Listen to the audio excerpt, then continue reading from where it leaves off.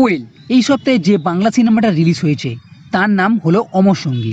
তবে এই সিনেমার টুইস্ট হচ্ছে ভূত। এই সিনেমার কেন্দ্রবিন্দু মানে মেন রোলে আছে বিক্রম ও সোহিনী। এটা পুরোপুরি রোমান্টিক মানে প্রেমের সিনেমা। সিনেমা দেখার আগে ভেবেছিলাম এখানে কিছু তো একটা হবে। হ্যাঁ হয়েছে, তবে যেটা হয়েছে সেটা খুব একটা ভালো লাগেনি। আর সিনেমার গল্পের মধ্যেও খুব একটা দম আছে বলে মনে হলো না। সাদামাটা একটা প্লট। অনুরাগ ও জয়ী ভালোবাসে, তারা নতুন বাড়িও কেনে থাকার জন্য। কিন্তু বিয়ের দিন জয়ী হঠাৎই মারা যায়। এরপর অনুরাগ মদ খেতে শুরু করে। এই প্রথম 30 মিনিট তেমন কিছুই নেই, একটা গান আর এদের দুজনের প্রেম। এরপর ভেবেছিলাম টুইস্ট হবে, সেটা তো হয়েছে। এই জয়ী ভূত হয়ে অনুরাগের সামনে আসে, ব্যাস এইটুকুই। ভেবেছিলাম কিছু কমেডি হবে, সিনেমা দেখার প্রতি একটা আকৃষ্ট থাকবে, কিন্তু না, সিনেমা পুরোপুরি ঝুলে গেছে।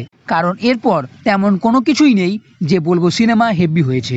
এই যে অনুরাগ নানা রকম মেয়েদের সঙ্গে ডেটে যাবে, মানে আলাদা আলাদা মেয়ের সঙ্গে রোমান্টিক সিন তৈরি করার চেষ্টা করা হয়েছে।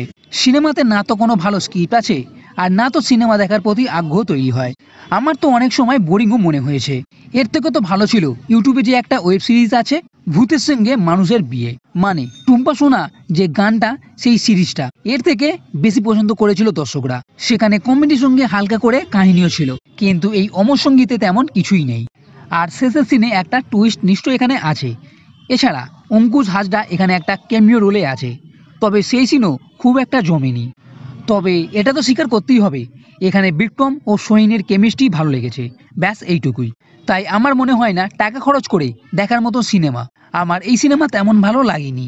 সিনেমার ফার্স্ট হাফ হোক বা সেকেন্ড হাফ, দুটোই ঝোলা।